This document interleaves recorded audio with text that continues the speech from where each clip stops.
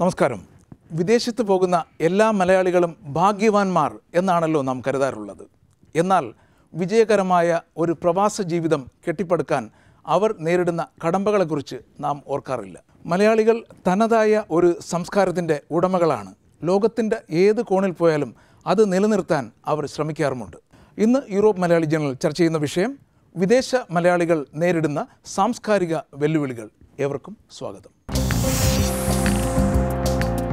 ഇന്നത്തെ ഈ ചർച്ചയിൽ പങ്കെടുക്കുന്നത് നോർത്തേൺ അയർലൻഡിലെ മലയാളികളാണ്. ഏവർക്കും ഒരിക്കൽ കൂടി സ്വാഗതം. യൂറോപ്പ് മലയാളി ജേണൽ എന്ന് പറയുന്നത് യൂറോപ്പിൻ്റെ വിവിധ ഭാഗങ്ങളിൽ ജീവിക്കുന്ന മലയാളികളെക്കുറിച്ചുള്ള കാര്യങ്ങൾ അറിയാൻ വേണ്ടി ഉപയോഗിക്കുന്ന ഒരു പ്രോഗ്രാമാണ്.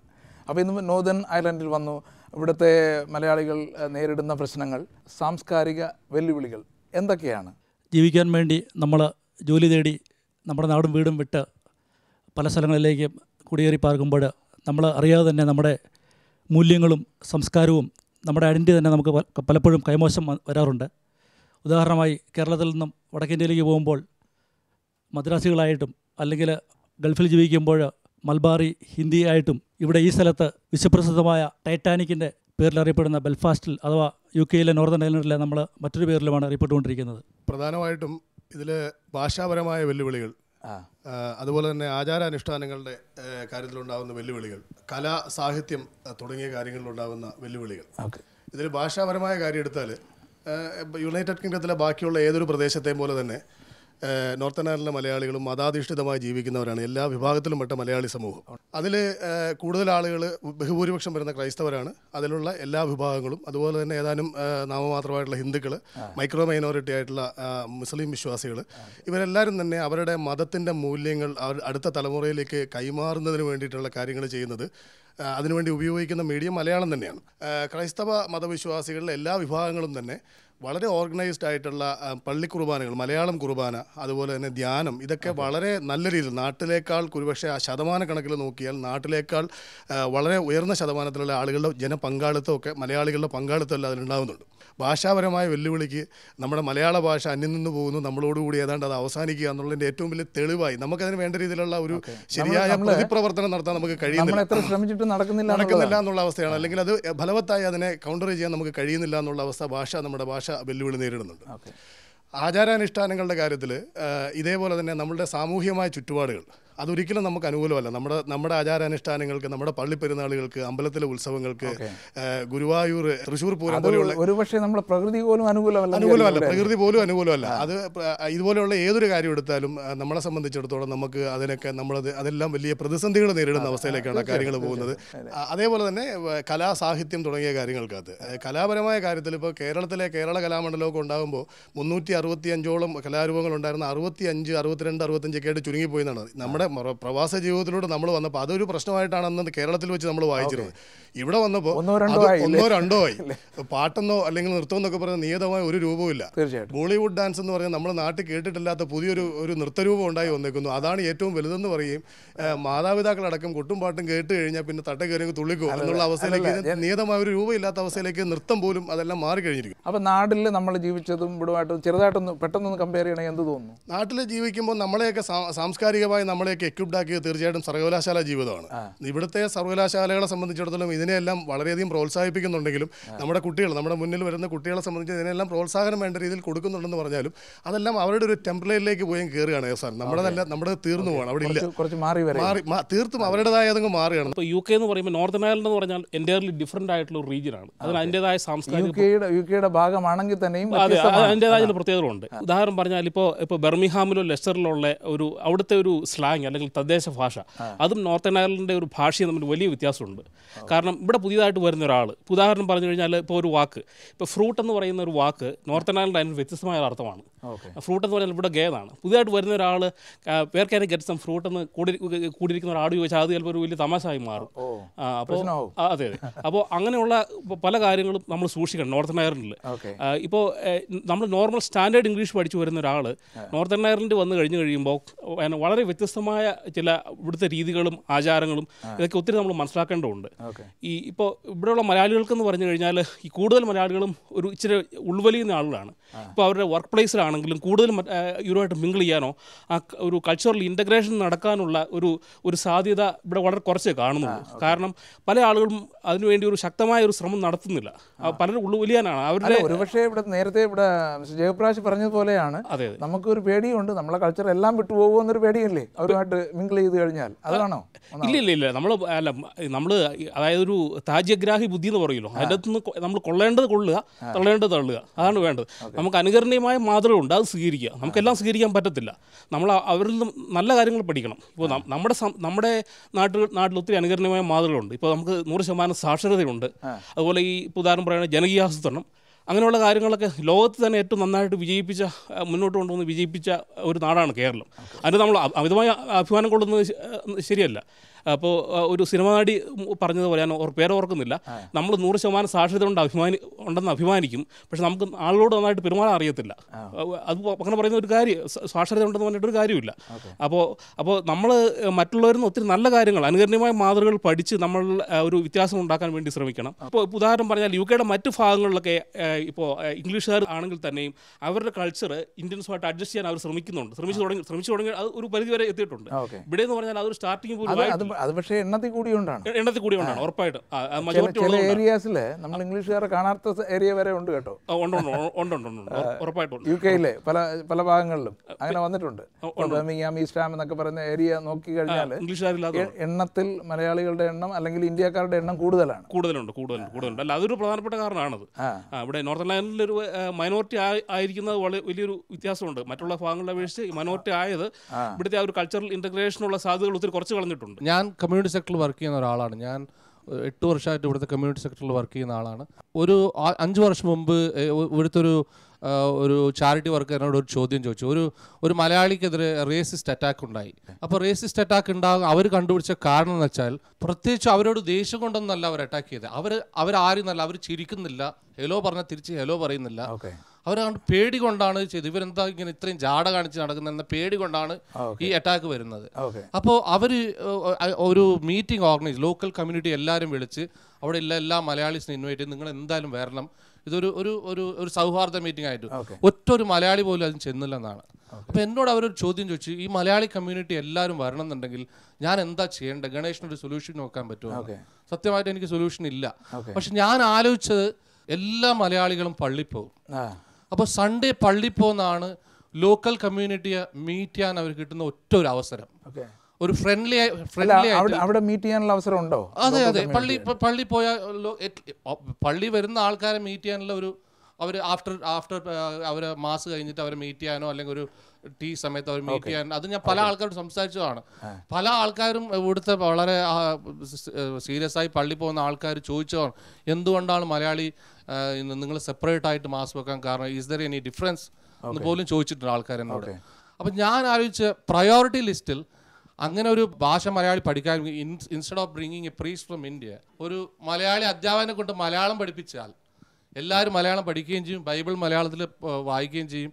അത് അല്ല, അച്ഛനെ കൊണ്ട്, പള്ളി അച്ഛനെ കൊണ്ട് കുർബാന നടത്തുന്നതിൽ ഞാൻ തെറ്റെന്ന് പറയുന്നതല്ല. പക്ഷേ that is the only opportunity അവർക്ക് കിട്ടുന്ന ഒരു ഓപ്പർച്യൂണിറ്റി, അതാണ് ഇവരെ കൂടെ മീറ്റ് ചെയ്യാൻ.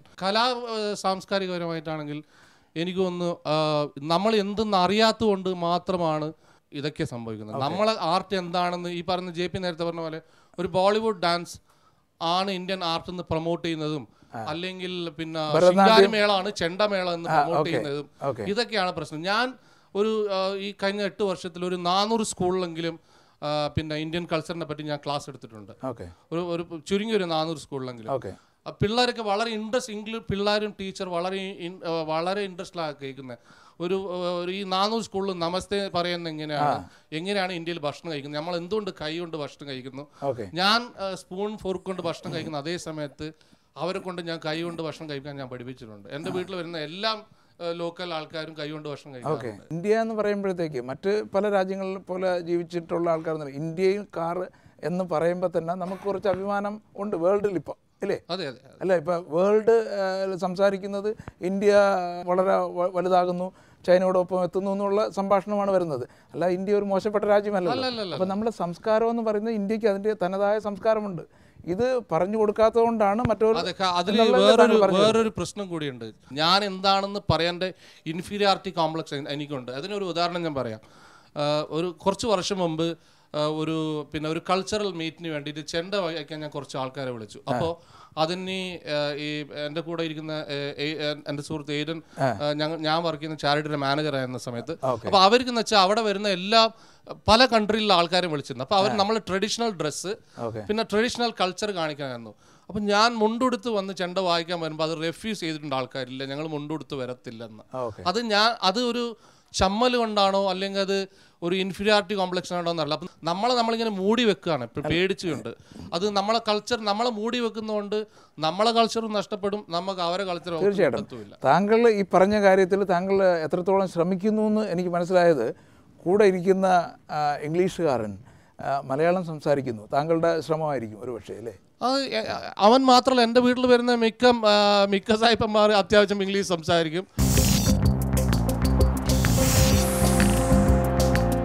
Asianet Europe proudly presents the 13th Asianet Europe Talent Contest in UK on 21st of March 2015 at Walthamstow Assembly Hall. We would like to invite the budding and young talents all around UK and Europe to this prestigious competition. The competitions are open for singing and dancing. The last day to receive applications is on 21st of February. Auditions will be held on 28th of February 2015 at the Trinity Centre, East Ham. Those who wish to participate, please register on www.anandtravel.com or call on 0208 5866 511.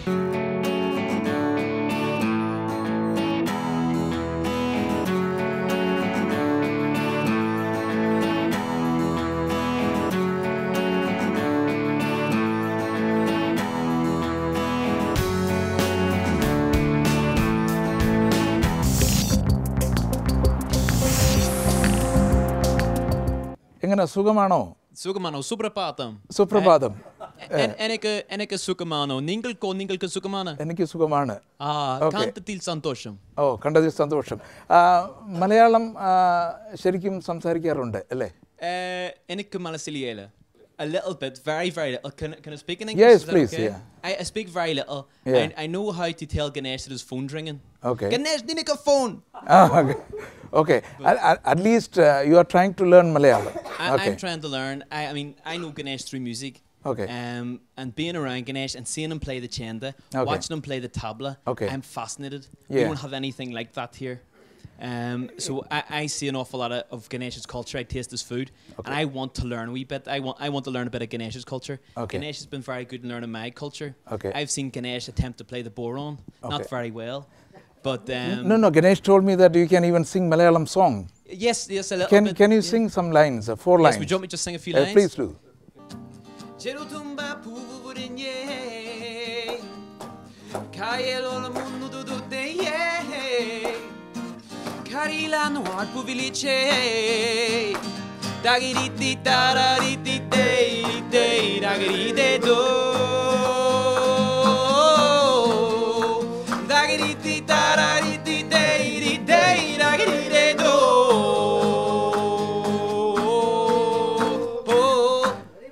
Nani Anna. ഏഡനെ പോലുള്ള ആൾക്കാരാണ് നമ്മുടെ inspiration. Aiden it's very welcoming. ഇവിടുത്തെ ആൾക്കാരെന്ന് ഏറ്റവും വലിയ ഞാൻ ഒരു മെയിൻലാൻഡിനെ അപേക്ഷിച്ച് ഇവിടെ നോക്കുമ്പം ഭയങ്കര അക്സെപ്റ്റൻസ് ഉണ്ട് അവിടെ. ഇപ്പോൾ ജോലി സ്ഥലത്ത് തന്നെ എല്ലാവർക്കും നമ്മളെ അക്സെപ്റ്റ് ചെയ്യാനായിട്ടുള്ള ഒരു മനസ്സുണ്ട്. അപ്പോൾ അത് നമുക്കൊരു ഇൻസ്പിറേഷനായിട്ടാണ് എനിക്ക് തോന്നുന്നത്. അപ്പോൾ നമ്മൾ ആ ഇൻസ്പിറേഷൻ നമ്മുടെ യുവതലമുറയ്ക്ക് പകർന്നു കൊടുക്കുക. കാരണം ഇപ്പോൾ നമുക്ക് ഏറ്റവും വലിയ ഇവിടെ പ്രശ്നം എന്ന് പറഞ്ഞാൽ ഭാഷയാണ്. പലർക്കും, പ്രത്യേകിച്ച് യങ്സ്റ്റേഴ്സിന് ആ കമ്മ്യൂണിക്കേഷൻ ഗ്യാപ്പ് മെയിൻ വരുന്നത് ഭാഷയാണ്. അപ്പം നമുക്ക് ഇംഗ്ലീഷ് മാത്രമേ പിള്ളേർക്ക് പറഞ്ഞു കൊടുക്കാൻ പറ്റുള്ളൂ. അവരിങ്ങോട്ട് നമുക്ക് ഇംഗ്ലീഷിലാണ് സംസാരിക്കുന്നത്. അപ്പോൾ നമ്മൾ പേരൻസ് ചെയ്യേണ്ട ഒരു ഉത്തരവാദിത്വമുണ്ട്. വീട്ടിൽ നിന്നാണ് ഇത് സ്റ്റാർട്ട് ചെയ്യേണ്ടത്. അപ്പം വീട്ടിൽ അവർക്ക് നല്ലൊരു പ്ലാറ്റ്ഫോം ഉണ്ടാക്കി കൊടുക്കുക. ഇപ്പോൾ നമുക്ക് ഇപ്പോൾ എൻ്റെയൊക്കെ കാലത്താണെങ്കിൽ നമ്മൾ നാട്ടിൽ പഠിക്കുമ്പോൾ നമ്മുടെ ഗ്രാൻഡ് ഫാദേഴ്സും നമ്മുടെ അപ്പൂപ്പനമ്മമാരും നമുക്ക് നല്ലൊരു സംസ്കാരം നമുക്ക് പകർന്നു തന്നു. ആ സംസ്കാരം നമുക്ക് നമ്മുടെ പിള്ളേർക്ക് പറഞ്ഞു കൊടുക്കാനുള്ള ഒരു മനസ്സ് നമ്മൾ പേരൻസ് വീട്ടിൽ നിന്ന് കാണിക്കണം. അതിനുവേണ്ടി നമുക്ക് സമയം കണ്ടെത്തണം. 2 കാര്യങ്ങളുണ്ട്. നമ്മളിപ്പോൾ പ്രവാസ ജീവിതം എന്ന് പറയുമ്പോൾ മിഡിൽ ഈസ്റ്റിൽ പോയി താമസിക്കുന്നതും യൂറോപ്പിൽ വന്ന് താമസിക്കുന്നതും രണ്ടായിട്ട് കാണേണ്ടിയിരിക്കുന്നു. കാരണം മിഡിൽ ഈസ്റ്റിൽ പോകുന്ന ആൾക്കാർ എന്നായിരുന്നാലും തിരിച്ചു പോകണം, തിരിച്ചു പോകും എന്നുള്ള ഒരു കൺസെപ്റ്റും യൂറോപ്പിൽ വന്ന ആൾക്കാർ തിരിച്ച് ഞാൻ നാളെ പോകും എന്ന് പറഞ്ഞുകൊണ്ടിരിക്കുന്ന ആൾക്കാരുമാണ്, ഒരിക്കലും പോകാത്ത ആൾക്കാർ. നമ്മൾ അടുത്ത തലമുറ എന്ന് പറയുമ്പോൾ അവർക്ക് നമ്മൾ കേരളം മാത്രം പഠിപ്പിച്ചുകൊണ്ട് കാര്യമുണ്ടോ? പക്ഷെ നമുക്ക് ആ മലയാളത്തിനോടുള്ള ഒരു മമത പിള്ളേർക്ക് എപ്പോഴും നമുക്ക് ഉണ്ടാക്കി കൊടുക്കണം. അത് നമ്മൾ പേരൻസായിട്ട് നമ്മളവരെ വീട്ടിൽ നിന്ന് കഴിയുന്നത്ര അവർക്ക് പറഞ്ഞു കൊടുക്കാനുള്ളൊരു മനസ്സ് കാണിക്കണം. വീക്കെൻഡ്സിലും അല്ലെങ്കിൽ നമുക്ക് സമയം കിട്ടുമ്പോൾ എത്രയും സമയം അവർക്ക് കൂടെ സ്പെൻഡ് ചെയ്യുമോ അത്രയും കൂടുതൽ അവർക്ക് ഭാഷയോട് നമുക്കൊരു സ്നേഹം വരും. ഇപ്പം എല്ലാം ഓട്ടോമേറ്റഡ് ആയത് കാരണം പിള്ളേരെപ്പോഴും ഗാഡ്ജറ്റ്സിന് മുമ്പിലും എല്ലാം കാരണം അവർ ഗാഡ്ജറ്റ്സിന് മുമ്പ് ഇരുന്നാൽ തന്നെ അവർ ഇംഗ്ലീഷ് കാര്യങ്ങളെ അവർ കാണുന്നുള്ളൂ. മലയാളം കാണാൻ അവർക്കൊരു മനസ്സ് വരുന്നില്ല. താങ്കൾ ഇവിടെ നോർത്തേൺ ഐലൻഡിൽ വന്നിട്ട് എത്ര കാലം? ഞാൻ വന്നിട്ട് 7 വർഷമായി. അപ്പോൾ ഈ ഇത്രയും കാലം കൊണ്ട് നമ്മളുടെ ഈ മലയാളികളുടെ ആയിട്ടുള്ള സമ്പർക്കം കൊണ്ടും എന്താണ് സംഭവിക്കുന്നത്? പേരൻസിനെക്കാട്ടി കൂടുതൽ ഇവിടെ ഞാൻ മനസ്സിലാക്കിയുള്ള ഫ്രണ്ട്സാണ് അവരെ ഇൻഫ്ലുവൻസ് ചെയ്യുന്നത്. അപ്പോൾ ഫ്രണ്ട്സ് ഇപ്പോൾ സ്കൂളിൽ പോയാലും കോളേജിൽ പോയാലും അവർ ഇംഗ്ലീഷാണ് സംസാരിക്കുന്നത്. അപ്പോൾ ആ ഇംഗ്ലീഷാണ് അവർക്ക് അക്സെപ്റ്റ് ചെയ്യാൻ പറ്റുന്നത്. അതെ, ഇവിടുത്തെ ലോക്കൽ ഫ്രണ്ട്സ്. അപ്പോൾ ലോക്കൽ ഫ്രണ്ട്സിൻ്റെ ഭാഷയാണ് അവർക്ക് കൂടുതൽ അക്സെപ്റ്റ് ചെയ്യാൻ പറ്റുന്നതും. കാരണം ടീച്ചർ ഇംഗ്ലീഷല്ലേ പറയുന്നത്, ടീച്ചർ ഇംഗ്ലീഷുകാരാണ്. അപ്പം അവർ ചിന്തിക്കുന്നത് എന്താണെന്ന് വെച്ചാൽ നമ്മൾ എന്തിനു വെറുതെ നമുക്ക് ആവശ്യമില്ലാത്ത കാര്യത്തിൽ ഇടപെടണം. ഞാനിപ്പോൾ യൂറോപ്പിൻ്റെ പല ഭാഗത്ത് വെച്ചും ഇത്തരം ചർച്ചകൾ ചെയ്തിട്ടുണ്ട്. അപ്പോൾ എല്ലാ സ്ഥലത്തും ഉള്ള ഒരു പ്രധാന പ്രശ്നമാണിത്. അപ്പോൾ നമ്മളത് പേരൻസ് എത്രത്തോളം പിള്ളേരുടെ നമുക്ക് എങ്ങനെ പഠിപ്പിക്കാൻ പറ്റുമോ, മലയാളം പഠിപ്പിക്കാൻ പറ്റുമോ, ആ മലയാളം ഭാഷയാണ് നമ്മുടെ സംസ്കാരം. ആ സംസ്കാരം നമുക്ക് ഉൾക്കൊണ്ട് ഭാഷ അറിഞ്ഞിരിക്കണം. അതെ, എൻ്റെ കുട്ടികളിവിടെ 1ാം ക്ലാസ്സിലും 3ാം ക്ലാസ്സിലും വന്ന് ചേർന്ന ഇവിടെ. അപ്പോൾ അവർ വന്ന് ചേർന്നപ്പോൾ സ്ലോലി അവർ ഇംഗ്ലീഷ് സംസാരിക്കാൻ തുടങ്ങി.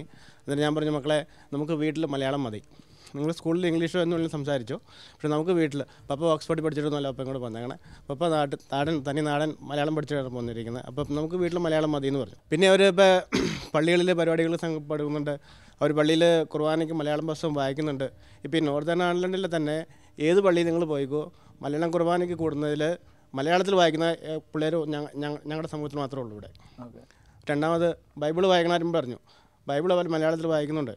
സ്കൂളിൽ മലയാളം ഡാൻസുകൾ അവർ അവതരിപ്പിക്കുന്നുണ്ട്, പ്രൈമറി സ്കൂളിൽ കാര്യങ്ങളെല്ലാം ചെയ്യുന്നുണ്ടായിരുന്നു. അവർ നാട്ടിൽ പോകുന്നുണ്ട്, എല്ലാ വർഷവും 2 മാസം കൂടുമ്പോൾ നാട്ടിൽ പോകും. നാട്ടിൽ പോയും വരും, തന്നെ വരും. അപ്പോൾ ഈ മലയാള ഭാഷ എന്ന് പറയുമ്പോൾ നമ്മൾ തന്നെ ഒരു പ്രശ്നം, അവർ നാട്ടിൽ പോകുന്നു എന്ന് പറയുന്നത് തന്നെ അവർക്ക് മലയാളം സംസാരിക്കുന്നത് കൊണ്ടാണ്. അതെ, അത് നമ്മൾ തന്നെ ഒരു പ്രചോദനം അവർക്ക് കൊടുക്കണം. ഇപ്പോൾ ഞാൻ കേട്ടിട്ടുണ്ട്, നമ്മൾ പേരൻസ് വളരെ അഭിമാനത്തോട് മക്കളോട് പറയുന്നുണ്ട് ഐ ഗോ യു കം നമ്മൾ പറയുന്നുണ്ട്, പക്ഷേ അതിൻ്റെ ആവശ്യമില്ലെന്നുള്ള അഭിപ്രായക്കാരനാണ് ഞാൻ. കാരണം നമ്മൾ വീട്ടിലെ മലയാളം പറയുക, അപ്പോൾ അത് പിള്ളേർക്കൊരു പ്രചോദനമാകും. അതിൻ്റെ ഒരു പരിധിയോട് വിജയിച്ച ആളാണ് ഞാൻ. പിന്നെ സാംസ്കാരികപരമായിട്ടും മറ്റ് കലാപരമായ കാര്യങ്ങളെക്കുറിച്ച് ഇവിടെ നമുക്ക് ഇഷ്ടംപോലെ അവസരങ്ങളുണ്ട്, നമ്മൾ വിനിയോഗിക്കുന്നില്ല, അതാണ് വേറൊരു കാര്യം. വിദേശത്ത് താമസിക്കുന്ന ഏത് മലയാളികളും ഈ കൾച്ചറൽ ചലഞ്ചസ് അല്ലെങ്കിൽ ഈ ഡൈവേഴ്സിറ്റി വളരെയധികം അവരുടെ ഒരു പ്രശ്നമാണ്, അവരെ ബാധിക്കുന്ന ഒരു കാര്യമാണ്. നമ്മളെ സംബന്ധിച്ച് ഇത് ഏറ്റവും കൂടുതൽ അഭിമുഖീകരിക്കുന്നത് ഇപ്പോൾ നമ്മുടെ ഈ തലമുറയാണ്. ഈ 15-20 വർഷം കൊണ്ട് വന്നേ. ഞാൻ ഒരു പ്യുവർ ഇന്ത്യൻ, ആർഷഭാരത സംസ്കാരം, നാനാത്വത്തിൽ ഏകത്വം. നമ്മൾ സ്കൂളിൽ പോകുമ്പോൾ India is my country, all Indians are my brothers and sisters, I love my country. നമ്മുടെ മക്കൾ ഇവിടെ വന്നു കഴിയുമ്പോൾ അവർ പറയുന്നു ഞങ്ങളുടെ പേരൻസ് ഇന്ത്യനാണ്.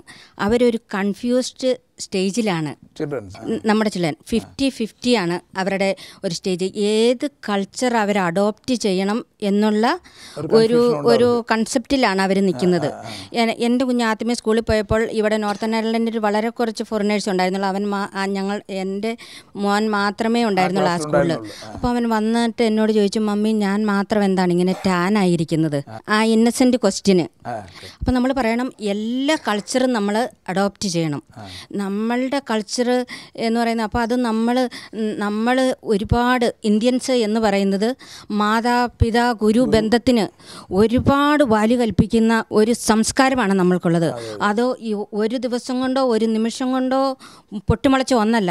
നമ്മുടെ ഭാരത മഹർഷിമാർ മതാചാര്യന്മാർ ഉപവസിച്ച് ധ്യാനം ചെയ്ത് നേടിയെടുത്ത അഗാധമായ പാണ്ഡിത്യത്തിൽ നിന്നും ജ്ഞാനത്തിൽ നിന്നും ഉണ്ടായ ഒരു സംസ്കാരമാണ് ഭാരത സംസ്കാരം അല്ലെങ്കിൽ കേരള സംസ്കാരം എന്ന് പറയുന്നത്. അത് നമുക്ക് നമ്മളുടെ മക്കളാണ് എന്ന് പറഞ്ഞ് നമുക്കത് അടിച്ചേൽപ്പിക്കാൻ പറ്റത്തില്ല.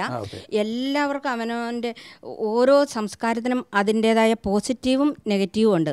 അപ്പോൾ നമ്മളുടെ മക്കളോട് പറയണം, ഒരു ഉദാഹരണം പറഞ്ഞാൽ നമ്മൾ ഓട്ടോമാറ്റിക്കലി നമ്മുടെ ഒരു പേരൻസ് നമ്മൾ വീട്ടിലിരിക്കുക, കസേരയിൽ ചാരി കിടക്കുക, നമ്മുടെ അപ്പനും അമ്മയും വന്നു, നമ്മൾ അറിയാതെ തന്നെ നമ്മൾ ചാടി എഴുന്നേറ്റ് പോകും. അത് നമ്മൾ ഓട്ടോമാറ്റിക്കലി നമ്മുടെ ബ്ലഡിൽ അലിഞ്ഞിരിക്കുന്ന ഒരു കൾച്ചറാണ്. ആരെങ്കിലും ഒരാൾ വീട്ടിൽ വന്നാൽ നമ്മൾ ഓടിച്ചെന്ന് അല്ലേ അങ്കിൾ അല്ലേ ആൻറ്റി എന്നാ ഉണ്ട് വിശേഷ സുഖം എന്ന് പറയും. അത് നമ്മൾ നമ്മുടെ മക്കളോട് പറഞ്ഞു കൊടുക്കണം. അതേപോലെ ഇവിടെയുണ്ട് ഒത്തിരി നല്ല കാര്യങ്ങളുണ്ട്, ഒത്തിരി ചീത്ത കാര്യങ്ങളുണ്ട്. നമ്മളുടെ ഇന്ത്യൻ കൾച്ചറിൻ്റെ ചില നമ്മളുടെ ഭാഷ, മതം, അല്ലെങ്കിൽ നമ്മളുടെ നമ്മളുടെ ആ ഡീപ്പായിട്ടുള്ള ആ നോളജ് അത് നമ്മൾ നശിച്ചു പോകാതെ കാത്തു സൂക്ഷിക്കാൻ അവർക്ക് പറഞ്ഞ് നമ്മൾ ഇപ്പം കേരളത്തിൽ നിന്ന് വന്ന ആൾക്കാരായതുകൊണ്ടാണ് നമ്മൾ കൂടുതലും കുട്ടികളെ ഇത് പറഞ്ഞ് പഠിപ്പിക്കുന്നത്. നമുക്ക് അറിയാം നമ്മളിൽ നിന്ന് കിട്ടുന്നത് ഒരു പക്ഷേ 50% ഓർ ലെസ് ആണ്. വീണ്ടും ഒന്ന് ആലോചിച്ച് കഴിഞ്ഞാൽ നമ്മൾ പറയുന്നതല്ല അവർ കേൾക്കുന്നത്, അവർ കാണുന്നതാണ്. അവർ ഓരോ വ്യക്തികളും അപ്പം അവരിലേക്ക് അടിച്ചമർത്താൻ പറ്റും. നമ്മളിവിടെ വന്നു, നമ്മൾ ആദ്യമേ ഇവിടെ വന്നു. നമ്മളെന്താ യൂറോപ്പും അമേരിക്കയും ഒക്കെ നമ്മുടെ സ്വപ്ന ഭൂമികളാണ്. എന്തിനാ 7ാം കടലിനക്കരെ പോയാൽ ആനക്കെടുപ്പത് പൊന്നും പണവും ഒക്കെ ആയിട്ട് വരാം. ആ ഒരു സങ്കല്പത്തിലാണ് നമ്മളിവിടെ വന്നുള്ളൂ. ഇവിടെ വന്നു കഴിഞ്ഞ് നമ്മൾക്ക് മക്കളായി ഇപ്പോഴാണ് നമ്മൾ ചിന്തിക്കുന്നത് നമ്മുടെ ഫ്യൂച്ചർ ഓർത്ത്. അവർക്ക് നല്ലൊരു ഭാവി കെട്ടിപ്പടുക്കാൻ തീർച്ചയായിട്ടും പറ്റും. അവർ ഇന്ത്യയിൽ വസിക്കുന്ന കുട്ടികളെ കഴിഞ്ഞും ഒക്കെ നല്ലതായിട്ട് അവരെ നമ്മൾക്ക് വളർത്താൻ പറ്റും. പക്ഷേ ഇവിടുത്തെ സംസ്കാരം എന്ന് പറഞ്ഞാൽ കുറച്ചുകൂടി ഒരു സൂപ്പർഫിഷ്യലായിട്ടാണ് എനിക്ക് തോന്നുന്നത്. ഇവരെപ്പോഴും അല്ല ഫ്രീഡം, ലിബറലൈസേഷന് അല്ലെങ്കിൽ ഇൻഡിപെൻഡൻസ് ആ ഒരു ഒക്കെ കാര്യങ്ങളിലൂടെയാണ് ഒരു സൂപ്പർഫിഷ്യലായിട്ടാണ് ഇവർ പോകുന്നത്. എന്ത് അടുത്തുകൂടി ഒന്ന് പോയി ഒരു വസ്ത്രത്തെ തട്ടി എക്സ്ക്യൂസ്, താങ്ക് യു, ഇങ്ങനെ ഒത്തിരി വാക്കുകൾ പറയുന്നുണ്ട്. അതൊക്കെ നല്ലതാണ്. Asianet Europe proudly presents the 13th Asianet Europe Talent Contest in UK on 21st of March 2015 at Walthamstow Assembly Hall. We would like to invite the budding and young talents all around UK and Europe to this prestigious competition. The competitions are open for singing and dancing. The last day to receive applications is on 21st of February. Auditions will be held on 28th of February 2015 at the Trinity Centre, East Ham. Those who wish to participate, please register on www.anandtravel.com or call on 0208 5866 511. 29 വർഷത്തെ പ്രവർത്തന പാരമ്പര്യവുമായി Anand travels.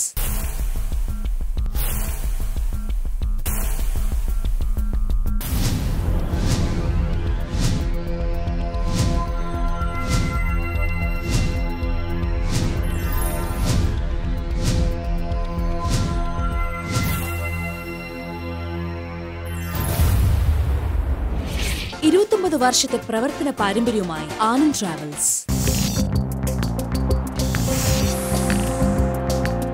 ഒന്നെങ്കിൽ സംഗീതം പഠിപ്പിക്കാനായിട്ടോ, അല്ലെങ്കിൽ തബല പഠിപ്പിക്കാനായിട്ടോ, നൃത്തം പഠിപ്പിക്കാനായിട്ടോ, അല്ലെങ്കിൽ ആ രീതിയിലുള്ള എന്തെങ്കിലുമുള്ള ഒരു പഠിപ്പിക്കാനായിട്ട് ഇപ്പോൾ നോർത്ത് ഇന്ത്യനെ സംബന്ധിച്ചിടത്തോളം ഒരു നല്ലൊരു ഇൻസ്റ്റിറ്റ്യൂഷൻ ഇപ്പോഴില്ല. അതൊരു വലിയ ലാക്കായിട്ട് എനിക്ക് തോന്നുന്നത്. കാരണം നമ്മൾ ബോളിവുഡ് ഡാൻസ് എന്ന് പറഞ്ഞാൽ കുറച്ചൊരു അടിപൊളി ഡാൻസ് ഇട്ടിട്ട് അയ്യോ എൻ്റെ കൊച്ച് ചാടി കഴിയുമ്പോഴത്തേക്ക് കുറച്ച് ലൈറ്റ് വിട്ട് കഴിയുമ്പോഴത്തേക്ക് അത് ഡാൻസാന്ന് പറയുന്നതും അവരെ കുറിച്ചിട്ട് കാര്യമില്ല.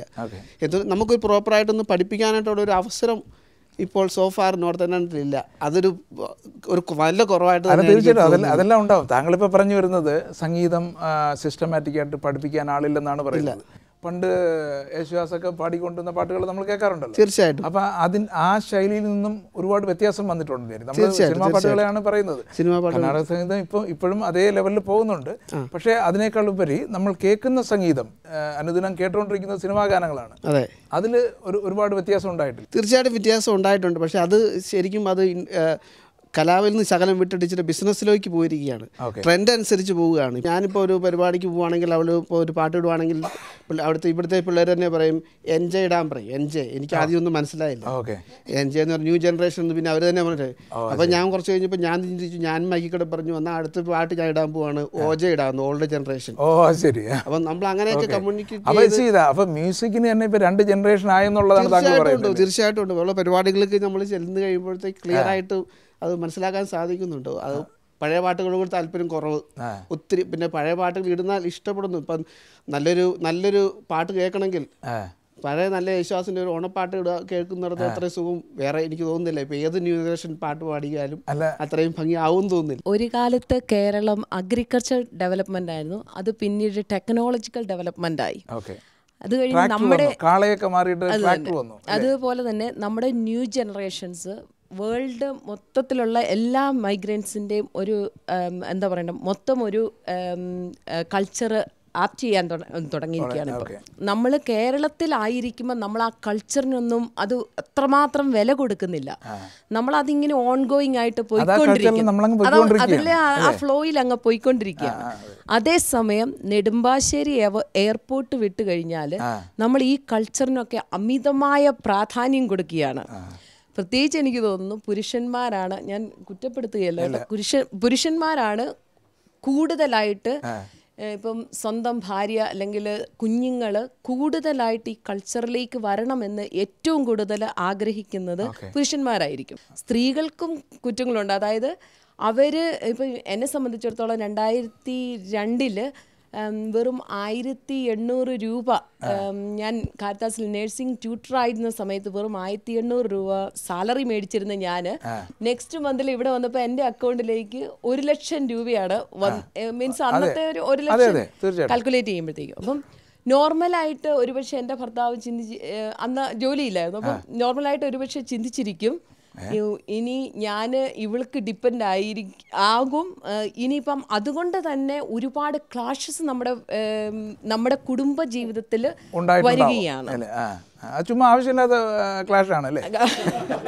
തീർച്ചയായിട്ടും. കാരണം സ്ത്രീ എന്ന നിലയിൽ അവൾ ഒരിക്കലും ഇതിനെക്കുറിച്ച് ഈ മണിയെക്കുറിച്ച് ബോധറേ ആവുന്നുണ്ടാവില്ല. പക്ഷേ ഇതിനെ കൂടുതൽ ഇതൊരു ഈഗോ പുറമേ നിന്നുള്ള ആ ഒരു ഈഗോ വന്നു കഴിയുമ്പോഴത്തേക്ക് അവരറിയാതെ തന്നെ ഓരോ കാര്യങ്ങൾക്കും എടുത്തിടുന്നു. അങ്ങനെ വന്നു കഴിയുമ്പോഴത്തേക്ക് ഫാമിലിയിലുണ്ടാകുന്ന ഒരുപാട് ക്ലാഷസ്, അതാണ് ഇപ്പോഴത്തെ മെയിൻ ആയിട്ടുള്ള ഒരു പ്രവാസി ജീവിതത്തിൽ ഏറ്റവും കൂടുതൽ കാണപ്പെടുന്നത്. അത് പ്രധാനമായിട്ടും നമ്മൾ ഈ നാട്ടിലെ കൾച്ചർ മുറുകെ പിടിക്കുന്നതുകൊണ്ടാണോ? അതുകൊണ്ട് തന്നെയാണ് എന്നാണ് എനിക്ക് തോന്നുന്നത്. ഒരു ടിപ്പിക്കൽ ഇന്ത്യൻ വുമൺ എന്ന് പറഞ്ഞു കഴിഞ്ഞാൽ, അല്ലെങ്കിൽ ഒരു ഒരു ശാലീന സൗന്ദര്യമുള്ള ഒരു കേരള വനിത എന്ന് പറഞ്ഞു കഴിഞ്ഞാൽ അതിന് കുറച്ച് മാനേഴ്സ് ഉണ്ട്. അപ്പം മീൻസ് അതാണ് ഓരോ പുരുഷനും ആഗ്രഹിക്കുന്നത്. ഈയിടെ ഞാനൊരു വീഡിയോ ക്ലിപ്പ് കണ്ടിരുന്നു. കോടീശ്വരൻ എന്ന് പറഞ്ഞൊരു പരിപാടിയിൽ 1 crore വിൻ ചെയ്തൊരു സ്ത്രീ, ഒരു സോഷ്യൽ ബാക്ക്ഗ്രൗണ്ട് കുറച്ച് ലോ ആണെന്ന് തോന്നുന്നു. എനിവേ അവർ പറഞ്ഞൊരു കാര്യം ഭയങ്കരമായിട്ട് ടച്ച് ചെയ്ത ഒരു കാര്യമാണ്. അവരെ പോലെ ആകണമെന്ന് ഓണസ്റ്റ്ലി ആഗ്രഹിക്കുന്ന ഒരാളുമാണ്. അവർ പറഞ്ഞ കാര്യം ഇതാണ്: അതിരാവിലെ എണീറ്റ് കുളിച്ച് കുറി തൊട്ട് തോർത്തൊക്കെ കെട്ടി ചേട്ടൻ്റെ കാല് വന്ദിച്ച് പ്രാർത്ഥിച്ചാണ് എൻ്റെ ഒരു ദിവസം തുടങ്ങുന്നതെന്ന്. ടു ബി ഓണസ്റ്റ്, അങ്ങനെ ഒരു സ്ത്രീ ആണെന്ന് ഞങ്ങളും ആഗ്രഹിക്കുന്നുണ്ട്. പക്ഷെ ഈ ഒരു ഈ UK വന്നു കഴിഞ്ഞാൽ നമുക്ക് അങ്ങനെ ഒരു എന്താ പറയണ്ട, നമ്മുടെ ഓരോ ദിവസം അതുപോലെ UK എൻ്റെ ഡിഫറെൻ്റ് ആണ്, അത്ര ഫാസ്റ്റ് ആണ്, നമ്മൾ അത്ര വെൽ ഓർഗനൈസ്ഡ്. മനസ്സിലായി. നമ്മൾ ഇവിടെ വന്നിട്ട് വീണ്ടും കേരളത്തിലെ പോലെ ജീവിക്കണം എന്ന് പറയുന്നത് അത്ര ശരിയല്ല. അതിൽ വാശി പിടിക്കരുത്. അതുപോലെ തന്നെയാണ് നമ്മൾ മക്കളുടെ അടുത്തും ഇതേ കാര്യം തന്നെയാണ്. നമ്മൾ കൂടുതൽ അവർക്കൊരു എന്താ പറയേണ്ട ഒരു ഫ്രീഡം കൊടുക്കുന്നില്ല. നമ്മൾ അവരെ സംബന്ധിച്ചിടത്തോളം അവർ ബോൺ ഇൻ ഇന്ത്യ ആണ്, but brought up in UK. അങ്ങനെയാണ് അവർ 1 വയസ്സ് 2 വയസ്സാകുമ്പം ഇന്ത്യയിൽ നിന്ന് ഇങ്ങോട്ട് വന്ന് അവർ വളരുന്ന ചുറ്റുപാടാണ് അവരുടെ കൾച്ചർ എന്ന് പറയുന്നത്. ഇന്നത്തെ ഈ ചർച്ച ഇവിടെ അവസാനിക്കുന്നില്ല. വീണ്ടും അടുത്ത ആഴ്ച കാണും വരെ നന്ദി, നമസ്കാരം.